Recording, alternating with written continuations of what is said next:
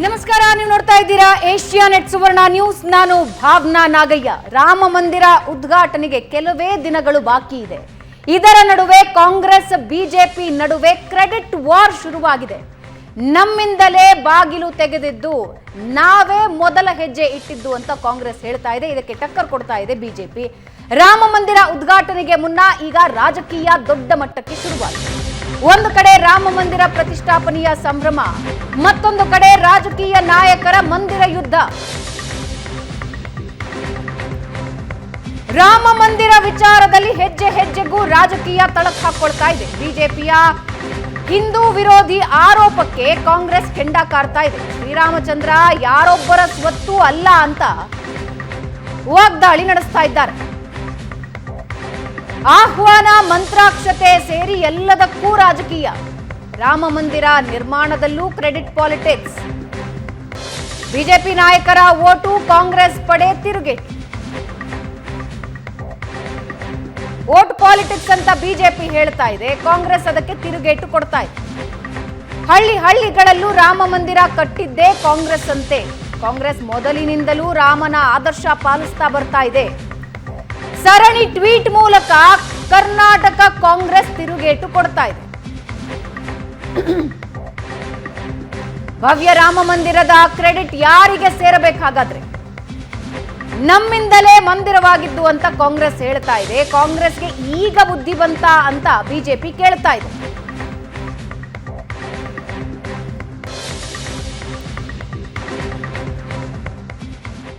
See, I have not been invited. Either my chief minister have not been invited. My Congress president has been invited. But the party will take a call. I am a Shiv, I am a Hindu, I am a Ram Bhakt, I am an Hanuman Bhakt. We all pray from here. See, we have kept all Shiva, Hanuman and here.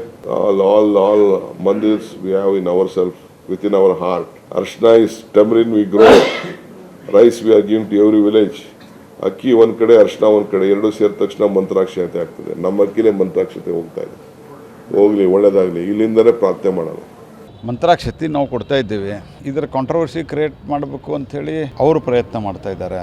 ನಮಗೆ ರಾಮ ಮಂದಿರದ ಉದ್ಘಾಟನೆ ಸುಸೂತ್ರವಾಗಿ ಸುಸಂಪನ್ನವಾಗಿ ಆಗಬೇಕು.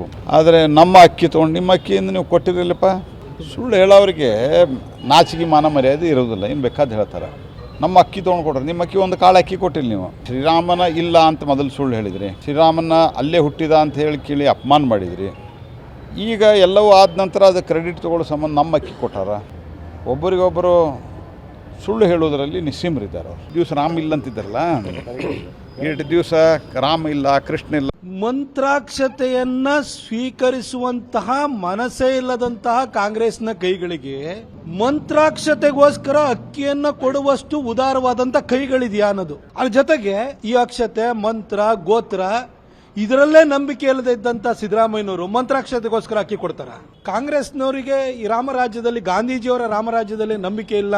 ಅವರು ರಾಮರಾಜ್ಯದಲ್ಲಿ ನಂಬಿಕೆ ಇಟ್ಟಿದ್ದಾರೋ ರಾವಣನ ರಾಜ್ಯದಲ್ಲಿ ನಂಬಿಕೆ ಇಟ್ಟಿದ್ದಾರೋ ಅದನ್ನ ಅವರೇ ತೀರ್ಮಾನವನ್ನು ಮಾಡ್ತಾರೆ. ರಾಮನ ಅಸ್ತಿತ್ವ ಇದೆ ಅಂತ ಹೇಳ್ಬಿಟ್ಟು ಸುಪ್ರೀಂ ಕೋರ್ಟಿಗೆ ಅದು ರಾಮ ಸೇತು ಅಂತ ಹೇಳಿ ಅಫಿಡವಿಟ್ ಕೊಟ್ಟಿದ್ರೆ ಪೇಟೆಂಟ್ ಅವರೇ ತಗೊಳ್ಬೋದಿತ್ತು. ಬಿಜೆಪಿ ಅವ್ರಿಗೆ ಏನು ಪೇಟೆಂಟ್ ಕೊಟ್ಟಿಲ್ಲಲ್ವಾ? ನೀವು ಬನ್ನಿ ಪೂಜೆಗೆ, ನೀವು ಕೊಡಿದ್ದೇಣಿಗೆ ನಾ ಕೊಡಲ್ಲ ಅಂತ ಹೇಳ್ತಾರೆ. ಕೊಡಲ್ಲ ಅಂದವರು ಪೇಟೆಂಟ್ ನಮಗೆ ಅವರೇ ಕೊಡ್ತಾ ಇದ್ದಾರೆ. 22ಕ್ಕೆ ಹೊಸ ದೇವಸ್ಥಾನದ ಉದ್ಘಾಟನೆ. ನಮ್ಮ ಮುಜರಾಯಿ ಇಲಾಖೆಗೆ ವ್ಯಾಪ್ತಿಗೆ ಒಳಪಟ್ಟಿರ್ತಕ್ಕಂಥ ಎಲ್ಲ ದೇವಸ್ಥಾನಗಳಲ್ಲೂ ಕೂಡ ಅವತ್ತು ವಿಶೇಷ ಪೂಜೆ ಮಾಡಿ ಅಂತೇಳಿ ನಿರ್ದೇಶನ ಕೊಟ್ಟಿದ್ದೆ. ಯಾಕಂದರೆ ಶ್ರೀರಾಮ ಒಬ್ಬ ಆದರ್ಶ ಪುರುಷ. ದೇಶದಲ್ಲಿ ಲಕ್ಷಗಟ್ಟಲೆ ದೇವಸ್ಥಾನಗಳಿದೆ, ಶ್ರೀರಾಮನ ದೇವಸ್ಥಾನಗಳು. ಸಾವಿರಾರು ವರ್ಷಗಳಿಂದ, ಸುಮಾರು 5-6 ಸಾವಿರ ವರ್ಷಗಳ ಇತಿಹಾಸ. ಶ್ರೀರಾಮ ನಡೆದಂಥ ರೀತಿಯಿಂದ ಇವತ್ತು ದೇವರಾಗಿ ಎಲ್ಲ ಕೋಟಿಗಟ್ಟಲೆ ಜನ ಅವನ್ನ ಪೂಜಿಸ್ತಾರೆ. ಸಂಕ್ರಾಂತಿ ಸಮಯದಲ್ಲೂ ಕೂಡ, ಬೇರೆ ಬೇರೆ ಹಬ್ಬಗಳ ಸಂದರ್ಭದಲ್ಲೂ ಕೂಡ ಮಾಡಿ ಅಂತ ಹೇಳ್ತೀವಿ. ರಾಮಲಿಂಗಾರೆಡ್ಡಿ ಕೊಟ್ಟರು ಎಲ್ಲ ದೇವಸ್ಥಾನದಲ್ಲೂ ಪೂಜೆ ಮಾಡೋಕ್ಕೆ ಆಲ್ರೆಡಿ ನಾವು ತೀರ್ಮಾನ ಆಗೋಗ್ಬಿಟ್ಟಿದೆಯಲ್ಲ.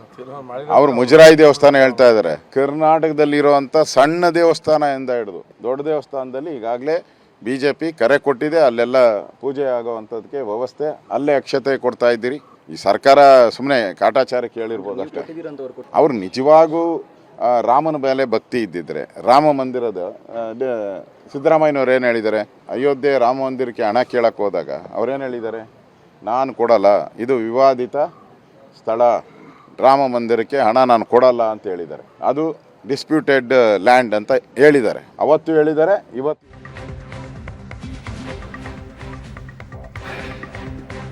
ಸದ್ಯ ಈಗ ರಾಜ್ಯದಲ್ಲಂತೂ ಕಾಂಗ್ರೆಸ್ ಬಿಜೆಪಿ ನಡುವೆ ಕ್ರೆಡಿಟ್ ವಾರ್ ಜೋರಾಗಿದೆ. ಕಾಂಗ್ರೆಸ್ ನಾಯಕರು ಏನು ಹೇಳಿದ್ರು, ಬಿಜೆಪಿ ನಾಯಕರು ಅದಕ್ಕೆ ಯಾವ ರೀತಿ ಕೌಂಟರ್ ಕೊಟ್ಟರು, ಅದಕ್ಕೆ ರೀಕೌಂಟರ್ ಯಾವ ರೀತಿ ಕಾಂಗ್ರೆಸ್ನಿಂದ ಇತ್ತು ಅನ್ನೋದನ್ನ ನೀವು ನೋಡಿದ್ರಿ. ರಾಮ ಮಂದಿರ ಉದ್ಘಾಟನೆಗೆ ಕೆಲವೇ ದಿನಗಳು ಬಾಕಿ ಇದೆ, ಸಿದ್ಧತೆಗಳು ನಡೀತಾ ಇದೆ. ಇದೆಲ್ಲದರ ನಡುವೆ ಪಾಲಿಟಿಕ್ಸ್ ನಡೀಲೇಬೇಕು, ಇಲ್ಲ ಅಂದ್ರೆ ಪಾಲಿಟಿಕ್ಸ್ ನಡೆಯೋದಾದ್ರೂ ಹೆಂಗೆ? ಇದ್ರ ಬಗ್ಗೆ ಮಾತನಾಡೋದಕ್ಕೆ ನಮ್ಮ ಜೊತೆ ಗಣ್ಯ ಅತಿಥಿಗಳು ಜಾಯ್ನ್ ಆಗ್ತಾರೆ. ಮೊದಲಿಗೆ ಬಿಜೆಪಿ ವಕ್ತಾರರಾದ MG ಮಹೇಶ್ ಅವರು ಜಾಯ್ನ್ ಆಗಿದ್ದಾರೆ. ನಂತರ ಅಬ್ದುಲ್ ರಜಾಕ್ ಜಾಯ್ನ್ ಆಗ್ತಾರೆ. ಚಿಂತಕರಾದ ಪ್ರೊಫೆಸರ್ ಹರಿರಾಮ್ ಜಾಯ್ನ್ ಆಗ್ತಾರೆ. ಮೊದಲಿಗೆ ಮಹೇಶ್ ಅವರೇ ಹೇಳಿ ಮೇಡಮ್. ಬಿಜೆಪಿನೂ ಪಾಲಿಟಿಕ್ಸೇ ಮಾಡ್ತಾ ಇದೆ, ಕಾಂಗ್ರೆಸ್ಸು ಪಾಲಿಟಿಕ್ಸೇ ಮಾಡ್ತಾ ಇದೆ, ಅದರಲ್ಲಿ ವ್ಯತ್ಯಾಸವಿಲ್ಲ. ಆದರೆ ಕ್ರೆಡಿಟ್ ಪಾಲಿಟಿಕ್ಸ್ನಲ್ಲಿ ಕಾಂಗ್ರೆಸ್ ಈಗ ಮುಂದೆ ನಿಂತಿದೆ. ಎಲ್ಲವೂ ಆಗಿದ್ದು ನಮ್ಮಿಂದಲೇ, ನಾವೇ ಮೊದಲು ಬಾಗಿಲು ತೆಗೆಸಿದ್ದು ಅಂತ ಹೇಳ್ತಾ ಇದೆ. ಇದರಲ್ಲಿ ಕಾಂಗ್ರೆಸ್ಸಿನ ಹಿಪೋಕ್ರಸಿ ಗೊತ್ತಾಗ್ತಾ ಇದೆ. ನಮಗೇನು ಇದರಲ್ಲಿ ಕ್ರೆಡಿಟು, ನಮಗೆ ರಾಜಕೀಯ ಮಾಡಬೇಕು ಅನ್ನುವಂಥದ್ದೇನೆಲ್ಲ ಅಂಶ ಇಲ್ಲ. ನೋಡಿ, ಈ ಇಡೀ ಪ್ರಕರಣ ಅವಲೋಕನ ಮಾಡಿ ನೋಡಿದಾಗ ಒಂದು 500 ವರ್ಷದ ಇತಿಹಾಸದ ಹಿನ್ನೆಲೆ ಇರತಕ್ಕಂಥ ಈ ಒಂದು ಏನು ಈ ಪ್ರಕರಣದಲ್ಲಿ ಬಹುಶಃ ಸ್ವಾತಂತ್ರ್ಯ ನಂತರ ಈ ಇಡೀ ಹೋರಾಟಕ್ಕೆ ಏನಾದ್ರು ಅಡ್ಡಿ ಮಾಡಿದರೆ ಯಾರು ಅಂದರೆ ಅದಕ್ಕೆ ಪೂರ್ಣ ಶ್ರೇಯಸ್ಸು ಕಾಂಗ್ರೆಸ್ಸಿಗಿರೋದು. ಏನು ಪ್ರಕರಣ ರಾಮ ಜನ್ಮಭೂಮಿ ಅಂತ KK ನಾಯರ್ ಅವರು ಅದನ್ನು ರಾಮ ಜನ್ಮಭೂಮಿ ಜಾಗವನ್ನು ಬರೆದು ಕೊಟ್ಟರು, ಅಲ್ಲಿಂದ ಕಾಂಗ್ರೆಸ್ಸಿಗರು ಅಂತ ಹೇಳೋದಕ್ಕಿಂತ ಜಾಸ್ತಿ ಈ ನೆಹರು ಮನೆತನ ಇದನ್ನು ಆಮೂಲಾಗ್ರವಾಗಿ ಈ ರಾಮನ ಅಸ್ತಿತ್ವ, ರಾಮನ ಕಲ್ಪನೆ, ರಾಮ ಅಂತಕ್ಕಂಥದ್ರ ಬಗ್ಗೆನೇ ಅವರಿಗೆ ಒಂದು ಸರಿಯಾದಂಥ ನಿಲುವನ್ನು ತೆಗೆದುಕೊಳ್ಳೋಕ್ಕೆ ಕಾಂಗ್ರೆಸ್ ಅಸಮರ್ಥವಾಗಿದ್ದಂಥದ್ದು. ಅವ್ರು ಯಾವತ್ತೂ ಕೂಡ ಈ ರಾಮನ ವಿಚಾರದಲ್ಲಿ ಒಂದು ಸ್ಟೆಪ್ಪನ್ನು, ಒಂದು ದೃಢವಾದಂಥ ತೀರ್ಮಾನವನ್ನು ತೆಗೆದುಕೊಳ್ಳಿಲ್ಲ. ಅವರಿಗೆ ಹೇಳ್ತಿರ್ತಕ್ಕಂಥದ್ದು ರಾಜೀವ್ ಗಾಂಧಿ ಅವರು ಅದನ್ನು ಓಪನ್ ಮಾಡಿದ್ರು, ಅದನ್ನು ಪೂಜೆ ಮಾಡಲಿಕ್ಕೆ ಅವಕಾಶ ಮಾಡಿಕೊಟ್ರು ಅಂತ. ಯಾವ ಹಿನ್ನೆಲೆ ಒಳಗಡೆ ಅದು ಪೂಜೆ ಮಾಡೋಕ್ಕೆ ಅವಕಾಶ ಕೊಟ್ಟರು? ಅವತ್ತು ಅವರು ಮುಸಲ್ಮಾನರ ತುಷ್ಟೀಕರಣಕ್ಕೋಸ್ಕರ ಅವರ ಶಾಬಾನು ಪ್ರಕರಣದೊಳಗಡೆ ಕೋರ್ಟ್ ತೀರ್ಮಾನವನ್ನು ಪಕ್ಕ ತೆಳೆದ ಅದನ್ನು ಅಸಡ್ಡೆ ಮಾಡಿದಂಥ ಸಂದರ್ಭದಲ್ಲಿ ಒಂದು ರೀತಿ ವ್ಯಾಕುಲತೆ ಉಂಟಾಗಿತ್ತು ಇಡೀ ದೇಶದೊಳಗಡೆ. ಮುಸಲ್ಮಾನರಿಗೋಸ್ಕರ ಒಂದು ಸರ್ಕಾರ ಈಗಲ್ಲ ಅಂತ ಅವತ್ತು ಅವ್ರ ಸ್ನೇಹಿತರಾದಂಥ ಅರುಣ್ ನೆಹರು ಅವ್ರ ಸುತ್ತ ಇರ್ತಕ್ಕಂಥವ್ರ ಅವರಿಗೆ ಒಂದು ಸಲಹೆ ಕೊಟ್ಟಿದ್ದರ ಮೇರೆಗೆ ಇದನ್ನು ಓಪನ್ ಮಾಡಿದ್ರು. ಅಂದರೆ ಡೈವರ್ಷನರಿ ಟ್ಯಾಕ್ಟಿಕ್ಸ್ ಈಗ ಬೇರೆ ಬೇರೆ ಮಾಡ್ತಾರೆ, ಆಗಲೂ ಕೂಡ ಮಾಡುವಂಥ ಪ್ರಯತ್ನ ಮಾಡಿದ್ರು. ಆಮೇಲೆ ಮಾಡಿದಂಥ ಸಂಗತಿ ಏನಂದರೆ, ನಾವು ಮೊದಲನೇ ಬಾರಿ ರಾಮ ಜನ್ಮಭೂಮಿ ಬಗ್ಗೆ ನಾವು ತೆಗೆದುಕೊಂಡಂಥ ಏನು ತೀರ್ಮಾನ ಪಾಲಂಪುರ್ನಲ್ಲಿ ನಾವು ತೆಗೆದುಕೊಂಡ್ವಿ, ನಾವು ಆ ತೀರ್ಮಾನ ತೆಗೆದುಕೊಂಡ ನಂತರ ಮಂದಿರದ ಹೋರಾಟಕ್ಕೆ ಆದರಣೀಯ ಅಡ್ವಾಣಿಜಿಯವರ ನೇತೃತ್ವದಲ್ಲಿ ಏನು ನಮ್ಮ ಸಂಘರ್ಷವನ್ನು ಅದೇ ಅಶೋಕ್ ಸಿಂಘಲ್ ಅವರು ತೆಗೆದುಕೊಂಡಂಥ ಸಂದರ್ಭ, ಅವತ್ತು ಇದನ್ನು ಆಗಬಾರ್ದು ಅಂತೇಳಿ ಯಾರು ಫಿರ್ಯಾದುದಾರರಿದ್ದಾರೆ, ಯಾರು ಇದನ್ನು ರಾಮ ಜನ್ಮಭೂಮಿ ಟ್ರಸ್ಟ್ ನ್ಯಾಸ್ ಹೋರಾಟವನ್ನು ಮಾಡ್ತಾ ಇತ್ತು ಅವತ್ತು ದಿನ, ಅಲ್ಲಿ ಯಾರು ವಿರೋಧ ಈ ಕೇಸ್ ಒಳಗಡೆ ಇಂಪ್ಲೀಡ್ ಆಗಿ ಕಾಂಗ್ರೆಸ್ಸು 24 ಜನಕ್ಕೆ ಲಾಯರ್ ಇಡ್ತಾರೆ. ಎಷ್ಟು ಲಾಯರ್ಸ್ ಇಡ್ತಾರೆ ಹೇಳಿ? 24 ಜನ ವಕೀಲರನ್ನ ನೇಮಕ ಮಾಡುತ್ತೆ ಕಾಂಗ್ರೆಸ್ಸು. ನೇಮಕ ಮಾಡಿದ್ದಷ್ಟೇ ಅಲ್ಲ, ರಾಮ ಜನ್ಮಭೂಮಿ ಏನು ಈ ವಿವಾದ ಕೋರ್ಟಿನ ಸ್ಥಳದಲ್ಲಿ ಜೀವಂತವಾಗಿರಬೇಕು, ಇದಕ್ಕೆ ಎಂದೂ ಕೂಡ ನ್ಯಾಯ ಸಿಗಬಾರ್ದು ಅನ್ನೋ ದಿಸೆ ಒಳಗಡೆನೆ ಪ್ರತಿಯೊಂದು ಪ್ರಕ್ರಿಯೆ ಒಳಗಡೆನೂ ಕಾಂಗ್ರೆಸ್ ಪಾಲ್ಗೊಳ್ಳುತ್ತೆ. ಅದು ಹೇಗೆ ಅಂತಂತಂದರೆ ದೀರ್ಘಾವಧಿ ಒಂದು ಡಿಸಿಷನ್ ಕೊಡೋವಂಥ ಸಂದರ್ಭ ಬಂದಂಥ ಸಂದರ್ಭದಲ್ಲೂ ಕೂಡ ಅದು ಉತ್ಖನನ ಮಾಡೋವಂಥ ಸಂದರ್ಭದಲ್ಲಿ ಮೊಹಮ್ಮದ್ ಹೇಳಿದರು, ಉತ್ಖನನ ಮಾಡೋ ಸಂದರ್ಭದೊಳಗಡೆ ಕಾಂಗ್ರೆಸ್ ಹೇಗೆ ಅಡ್ಡಿ ಮಾಡ್ತು ಅಂತೇಳಿ. ರಾಮಂದು ಬರ್ತ್ ಸರ್ಟಿಫಿಕೇಟ್ ಕೇಳಿದ್ರು. ಉದ್ದಟತನ ಎಷ್ಟಿತ್ತು ಅಂದರೆ, ರಾಮ ಅಲ್ಲೇ ಹುಟ್ಟಿದ್ದಾನೆ ಅನ್ನೋದಕ್ಕೆ ಕೊಡಿ, ನಿಮ್ಮದು ಬರ್ತ್ ಸರ್ಟಿಫಿಕೇಟ್ ಕೊಡಿ ಅಂದರೆ ಹಿಂದೂಗಳ ವಿಚಾರ ಬಂದಂಥ ಸಂದರ್ಭದಲ್ಲಿ ಕಾಂಗ್ರೆಸ್ಸಿನ ಧೋರಣೆ ಹೇಗಿತ್ತು ಅಂತ ನಾನು ನಿಂಗೆ ಕೇಳೋದು, ಹೇಗಿತ್ತು ಧೋರಣೆ ಅಂತೇಳಿ ಅಂತ. ಅಂದರೆ ಅವರಿಗೆ ಈ ರಾಮ ಅಂತಕ್ಕಂಥ ವಿಚಾರದೊಳಗಡೆ ಕಾಂಗ್ರೆಸ್ ಈ ದೇಶಕ್ಕೆ ಮಾಡಿದಷ್ಟು ಮೋಸ, ಈ ದೇಶಕ್ಕೆ ಮಾಡಿದಷ್ಟು ವಂಚನೆ ಬಹುಶಃ ಮುಸಲ್ಮಾನರು ಮಾಡಲಿಲ್ಲ, ಮೊಘಲರು ಮಾಡಲಿಲ್ಲ, ದಾಳಿಕೋರರು ಮಾಡಲಿಲ್ಲ. ದೇಶ ಅಸ್ತಿತ್ವ ಬಂದ ನಂತರ ಒಂದು ಕೆಲಸ ಆಯಿತು, ಭಾರತ ಸ್ವಾತಂತ್ರ್ಯ ಆಯಿತು. ಸ್ವಾತಂತ್ರ್ಯ ಆದ ನಂತರ ಭಾರತದ ಒಳಗಡೆ ಬರೀ ಕಾಸ್ಮೆಟಿಕ್ ಚೇಂಜಸ್ಗಳು. ಒಂದು ದೇಶ ತನ್ನ ದಾಸ್ಯದ ಕುರುಹುಗಳನ್ನ ತೆಗೆದು ಬಿಸಾಡಬೇಕಾಗಿತ್ತು. ಏನು ದಾಸ್ಯದ ಕುರುಹುಗಳು? ನನ್ನ ದೇಶದ ಪರಿಕೀಯರಿಂದ ನಾವು ಆಳಲ್ಪಟ್ಟಂಥವ್ರು, ನಮ್ಮ ಮೇಲೆ ಅನೇಕ ಇತ್ತು. ಆ ಪ್ರಯತ್ನದಿಂದ ಆತ್ಮಚೇತನವನ್ನು ಬಡಿದೆಬ್ಬಿಸ್ಬೇಕಾಯಿತು ಭಾರತೀಯರನ್ನೆಲ್ಲ. ನಾವೆಲ್ಲ ಒಂದಿದ್ದೀವಿ, ನಮ್ಮ ದೇಶ ಸ್ವಾತಂತ್ರ್ಯ ಆಗಿದೆ, ನಮ್ಮ ತಾಕತ್ತು, ನಮ್ಮತನ, ನಮ್ಮ ಸಂಸ್ಕೃತಿ, ನಮ್ಮ ಧರ್ಮದ ಆಧಾರದ ಮೇಲೆ ನಾವು ಮಾಡಬೇಕು ಅಂತಿತ್ತು. ಈ ಕೆಲಸನೇ ಮಾಡಲಿಲ್ಲ ಕಾಂಗ್ರೆಸ್ಸು. ಮೊನ್ನೆ ತನಕ ಏನು ರಾಜ್ಪಥ್ ಅಂತ ಇತ್ತು, ಎಲ್ಲಿ ದೆಹಲಿಯ ಲಾಸ್ಟ್ ಇದಕ್ಕೆ, ಅದನ್ನು ಕರ್ತವ್ಯ ಪಥ್ ಬದಲಾವಣೆ ಮಾಡೋ ತನಕ, ಸುಭಾಷ್ ಚಂದ್ರ ಬೋಸ್ ಅವರ ಸ್ಟ್ಯಾಚ್ಯೂ ಇಡೋ ತನಕ ಆ ಆತ್ಮಚೇತನವನ್ನು ಬಡಿದೆಬ್ಬಿಸಬೇಕು ಅಂತಲೇ ಕಾಂಗ್ರೆಸ್ಗೆ ಅನ್ನಿಸ್ಲೇ ಇಲ್ಲ. ದಾಸ್ಯದ ಮನಸ್ಥಿತಿಯಿಂದ ಹೊರಬರೋ ಪ್ರಯತ್ನವೇ ಕಾಂಗ್ರೆಸ್ ಮಾಡಲಿಲ್ಲ. ಪ್ರತಿ ನಿಮಿಷ ಕೂಡ ಆ ದಾಸ್ಯದ ಮನಸ್ಥಿತಿ ಒಳಗಡೆನೆ ಇರುವಂಥದ್ದು ಅವ್ರಿಗೆ ಅನ್ನಿಸ್ಬೇಕಾಗಿತ್ತಲ್ವ. 500 ವರ್ಷಗಳ ಕಾಲ ಈ ದೇಶದ ಆತ್ಮ ರಾಮ, ನಮ್ಮ ದೇಶದ ರಾಮನ ಅಸ್ತಿತ್ವವನ್ನು ನಾವು ತೆಗಿಬೇಕು. ಯಾರೋ ಒಬ್ಬ ಪರಕೀಯ ಅದನ್ನು ಧ್ವಂಸ ಮಾಡಿದ್ದಾನೆ. ನಮ್ಮ ದೇಶದ ರಾಮರಾಜ್ಯದ ಪರಿಕಲ್ಪನೆ ಒಳಗಡೆ ಸಂವಿಧಾನ ರಚನೆ ಮಾಡಿರ್ತಕ್ಕಂಥದ್ದು. ದೇಶ ರಾಮರಾಜ್ಯದತ್ತ ಕೊಂಡೋಗಬೇಕು. ರಾಮ ಅಂತಕ್ಕಂಥ ಒಂದು ಪ್ರೇರಣೆ, ರಾಮ ಅಂತಕ್ಕಂಥ ಒಂದು ಸ್ಫೂರ್ತಿ ಅನ್ನೋವಂಥ ಒಂದು ದಿಸೆ ಒಳಗಡೆ ಕಾಂಗ್ರೆಸ್ ಈ ಕೆಲಸ ಮಾಡಬೇಕಾಗಿತ್ತು. ಅದು ಬಿಟ್ಬಿಟ್ಟು ಕಾಂಗ್ರೆಸ್ ಏನು ಮಾಡ್ತು ಅಂತಂದರೆ, ಈ ಇಡೀ ರಾಮ ಜನ್ಮಭೂಮಿ ಹೋರಾಟ ಮತ್ತು ಈ ಇಡೀ ನ್ಯಾಯಾಂಗದ ವ್ಯವಸ್ಥೆ ಒಳಗಡೆ ತನ್ನೆಲ್ಲ ಅವಕಾಶವನ್ನು, ನಾಚಿಕೆ ಆಗಬೇಕು ಇನ್ನೊಂದು ಹೇಳಬೇಕು ಅಂದರೆ, 2014 ನಂತರ ಏನು ಪ್ರಕ್ರಿಯೆ ನಡೀತಾ ಬಂತು, ಇನ್ನೇನು ತೀರ್ಪು ಬರುತ್ತೆ ಅಂದಂಥ ಸಂದರ್ಭದಲ್ಲಿ ಕಾಂಗ್ರೆಸ್ಸಿನ ಒಬ್ಬ ನಾಯಕ ಕಪಿಲ್ ಸಿಬ್ಬಲ್ ನ್ಯಾಯಾಧೀಶರಿಗೆ ವಿನಂತಿ ಏನು ಮಾಡ್ತಾನೆ ಗೊತ್ತಾ, ದಯಮಾಡಿ ನೀವು ಇದನ್ನು ಈಗ ತೀರ್ಪನ್ನು ಕೊಡಬೇಡಿ, ಈ ತೀರ್ಪನ್ನು ನೀವು ಮುಂದೆ ಹಾಕಿ, ಏನನ್ನ ತೀರ್ಪನ್ನು, ರಾಮ ಜನ್ಮಭೂಮಿ ತೀರ್ಪನ್ನು ಮುಂದಕ್ಕೆ ಹಾಕಿ, ಹೇಗಾರು ಮಾಡಿ ಮುಂದಕ್ಕೆ ಹಾಕಿ, ಇದ್ರ ಲಾಭ BJPಗೆ ಸಿಗತ್ತೆ ಅಂತೇಳಿ. ನಾನು ನಿಮ್ಗೆ ಇವತ್ತು ಭಾಳ ಸ್ಪಷ್ಟ ಮಾಡ್ತೇನೆ, ಇದು BJPಗೆ ಲಾಭ ಅಂತಲ್ಲ, ಸಮಸ್ತ ಇಡೀ ಭಾರತ ಅಂತ ಏನಂತೀವಿ. ಬಿಜೆಪಿ ಇದರ ಲಾಭ ಪಡ್ಕೊಳ್ತಾ ಇದೆ, ಆಬ್ವಿಯಸ್ಲಿ ರಾಜಕೀಯ ಮಾಡ್ತಾ ಇದೆ. ಇಲ್ಲಾಂದ್ರೆ ಬಿಜೆಪಿ ಇದರಲ್ಲಿ ನಿಮ್ಗೊಂದು ಮಾತು ಹೇಳ್ತೀನಿ, ಬಿಜೆಪಿ ಇದರಲ್ಲಿ ರಾಜಕೀಯ ಮಾಡೋ ಪ್ರಶ್ನೆನೇ ಇಲ್ಲ. ಇದು ಸತತ ಹೋರಾಟಗಳ ಇದ್ರ ಹಿಂದ್ಗಡೆ ರಾಮನವಮಿ ಯಾವ ತಿಂಗಳಲ್ಲಿ ಬರುತ್ತೆ ಸರ್? ರಾಮನವಮಿ ಯಾವ ತಿಂಗಳಲ್ಲಿ ರಾಮನವಮಿ ಇಲ್ಲ ನೋಡಿ, ದೀಪಾವಳಿ ಯಾವ ತಿಂಗಳಲ್ಲಿ ಬರುತ್ತೆ? ಒಂದಿಷ್ಟು ಹೇಳ್ತೀನಿ, ಜನವರಿ 22 ರಾಮ ಹುಟ್ಟಿದ ದಿನ. ನಿಮ್ಗೊಂದಿಷ್ಟು ಹೇಳ್ತೀನಿ, ರಾಮ ಹುಟ್ಟಿದ ದಿನ, ರಾಮ ಅಭಿಜಿತ್ ಮುಹೂರ್ತದಲ್ಲಿ ಹುಟ್ಟದ್ದು. ಅಭಿಜಿತ್ ಮುಹೂರ್ತ ಅಂತಕ್ಕಂಥದ್ದು ಏನು ಆ ಟೈಮ್ ಇದೆ, 12 ಗಂಟೆ 22 ನಿಮಿಷ ಏನಿದೆ, ಬಹಳ ಅತ್ಯಂತ ಪ್ರಾಶಸ್ತ್ಯವಾದಂಥ ಮುಹೂರ್ತ. Understood sir. ನನ್ನ ಪ್ರಶ್ನೆಗೆ ನೀವು ಉತ್ತರ ಕೊಡಿ. ರಾಮನವಮಿಗೋ ದೀಪಾವಳಿಗೋ ಯಾಕೆ ಉದ್ಘಾಟನೆ ಆಗಲಿಲ್ಲ? ಯಾಕೆ ಜನವರಿಯಲ್ಲಿ? ಯಾಕಂದ್ರೆ ಮಾರ್ಚಿಂದ ಎಲೆಕ್ಷನ್ ಘೋಷಣೆ ಆಗುತ್ತೆ. ಸೊ ಆಬ್ವಿಯಸ್ಲಿ ಇದು ಎಲೆಕ್ಷನ್ಗೆ ಹೋಗೋದಕ್ಕೆ ಮುಂಚೆ ರಾಮ ಮಂದಿರ ಉದ್ಘಾಟನೆ ಮಾಡಿ ಹೋಗೋದಕ್ಕೆ ಒಳ್ಳೆ ಪ್ರಶ್ನೆ ಕೇಳಿದ್ರೆ, ನಮ್ಮ ಪ್ರಣಾಳಿಕೆ ಒಳಗಡೆ BJP ತನ್ನ ಅನೇಕ ವರ್ಷಗಳಿಂದ ಭವ್ಯ ರಾಮ ಮಂದಿರದ ಮಾತನ್ನು ನಾವು ಕೊಡ್ತಾ ಬಂದಿದ್ದೆ.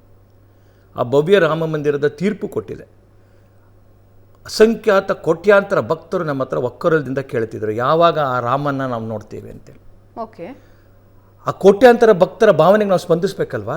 ಆಮೇಲೆ ಆಗ್ತಿತ್ತಲ್ಲ ಸರ್. ಆಮೇಲೆ ಇನ್ನೆಷ್ಟು ವರ್ಷ ಇನ್ನು ಹಾಫ್ ಕನ್ಸ್ಟ್ರಕ್ಷನ್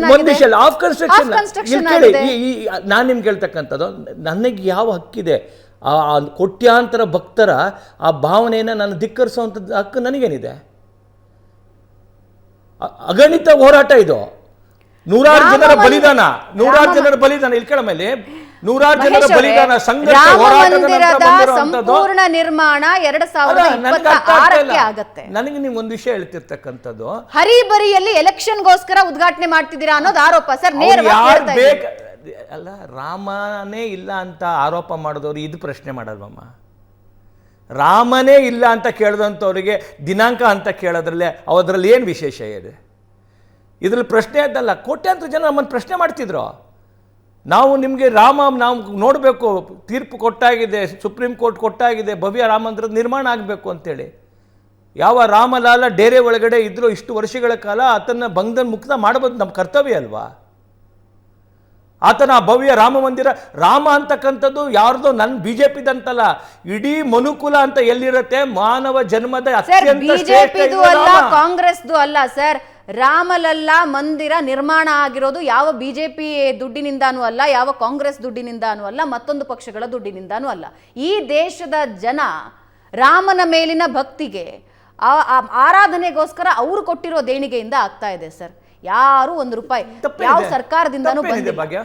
ಇದರಲ್ಲಿ ಪಾಲಿಟಿಕ್ಸ್ ಯಾಕೆ ಅನ್ನೋದು ನನ್ನ ಪ್ರಶ್ನೆ. ನಾನು ನಿಮ್ಗೊಂದು ಮಾತು ಹೇಳ್ತೀನಿ, ಪಾಲಿಟಿಕ್ಸ್ ಮಾಡ್ತಿರೋದು ಯಾರು ನೋಡಿ? ಭಾಳ ಒಳ್ಳೆ ಪ್ರಶ್ನೆ ಕೇಳಿದ್ರೆ, ಯಾರು ರಾಜಕೀಯ ಮಾಡ್ತಿರೋದು ನೋಡಿ? ಕಾಂಗ್ರೆಸ್ಸು ಇದರ ಶಂಕುಸ್ಥಾಪನೆ, ಗುದ್ದಲಿ ಪೂಜೆ ಮಾಡಿದ್ರು.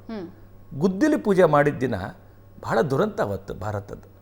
ಈ ದೇಶದ ಒಂದು ಹಳೆಯ ಪುರಾತನ ರಾಜಕೀಯ ಪಾರ್ಟಿ ಅವತ್ತು ಕಪ್ಪು ಬಟ್ಟೆ ಹಾಕೊಂಡು ಪ್ರದರ್ಶನ ಮಾಡುತ್ತೆ. ಈ ದೇಶದ ಸರ್ವಸಮ್ಮತ ತೀರ್ಪು 5 ಜನ ಬೆಂಚ್ ಕೊಡ್ತದೆ. ಸರ್ವಸಮ್ಮತ ತೀರ್ಪು ಕೊಟ್ಟಿದ್ರೆ ನ್ಯಾಯಾಂಗದ ಪ್ರಶ್ನೆ ಮಾಡ್ತಾರೆ ಕಾಂಗ್ರೆಸ್ಸಿಗರು. ಆಯಿತಾ, ನಾನು ಇದನ್ನು ದಯಮಾಡಿ ಹೇಳ್ತೀನಿ ಕೇಳಿ. ಈ ಒಂದು ಹೋರಾಟದೊಳಗಡೆ ಯಾವ ಅನ್ಯಮತೀಯರು ಅನ್ಯ ಧರ್ಮದವರು ಹೋರಾಟನೆಲ್ಲ ಎಲ್ಲರೂ ಭಾಳ ಶಾಂತವಾಗಿದ್ದಾರೆ. ಆದರೆ ಇವರು ತಾವು ಒಂದು ತಥಾಕಥಿತವಾಗಿ ನಂಬಿರ್ತಕ್ಕಂಥ ಒಂದು ವೋಟ್ ಬ್ಯಾಂಕ್ ಅವ್ರನ್ನ ಮೆಚ್ಚಿಸ್ಲಿಕ್ಕೋಸ್ಕರ ಕಾಂಗ್ರೆಸ್ ಮಾಡ್ತಾ ಇರತಕ್ಕಂಥ ಈ ಎಲ್ಲ ಹುನ್ನಾರಗಳು. ರಾಮ ಮಂದಿರ ಅನ್ನೋದು ನಿಮ್ಮ ವೋಟ್ ಬ್ಯಾಂಕ್ ಅಲ್ವಾ ಸರ್? ಹಂಗಾದ್ರೆ ಅಲ್ಲಮ್ಮ, ರಾಮ ಮಂದಿರ ಬಿಜೆಪಿ ಬೆಳೆದು ಬಂದಿದ್ದು ಯಾವ ಆಧಾರದ ಮೇಲೆ? ಬಿಜೆಪಿ ಅಲ್ಲ, ನಾವು ಹೇಳ್ತೀವಿ ಕೇಳಿ. ರಾಮನಿಗೋಸ್ಕರ ಅನೇಕ ಸಂಘರ್ಷಗಳು, ಅನೇಕ ವರ್ಷಗಳ ಕಾಲ, ಶತಮಾನಗಳ ಕಾಲ ಅನೇಕ ಜನರು ಮಾಡಿ ಬಂದಿದ್ರು. ಅದನ್ನು ನಾವು ಕೂಡ ಅದಕ್ಕೋಸ್ಕರ ಮಾಡಿದ್ದೀವಿ. ಮಂದಿರ್ ವಹಿ ಬನಾಯಂಗೆ ಅಂತೇಳಿ ನಾವು ಕೂಡ ಹೇಳಿದ್ದೀವಿ. ಓ ಮಂದಿರ್ ಭವ್ಯ ಬನಾಯಂಗೆ ಅಂತಕ್ಕಂಥದ್ದು ನಾವು ರಾಮನ ಹೆಸರಲ್ಲಿ ಸೌಗಂಧಿಕ ನಾವು ಪ್ರಮಾಣ ಮಾಡಿದ್ವಿ. ಭವ್ಯವಾದಂಥ ರಾಮ ಮಂದಿರವನ್ನು ಕಟ್ತೀವಿ ಅಂತ. ರಾಮ ಮಂದಿರವನ್ನು ಕಟ್ತೇವೆ, ರಾಷ್ಟ್ರ ಮಂದಿರವನ್ನು ಕಟ್ತೇವೆ. ರೈಟ್. ಈಗ ಚಿಂತಕರಾದ ಪ್ರೊಫೆಸರ್ ಹರಿರಾಮ್ ನಮ್ಮ ಜೊತೆ ಜಾಯ್ನ್ ಆಗಿದ್ದಾರೆ. ಹರಿರಾಮ್ ಅವರೇ, ಕಾರ್ಯಕ್ರಮಕ್ಕೆ ಸ್ವಾಗತ. ನಿಮ್ಮನ್ನು ಮಾತನಾಡಿಸ್ತೀನಿ ಒಂದು ಚಿಕ್ಕ ಬ್ರೇಕ್ ಆದ್ಮೇಲೆ.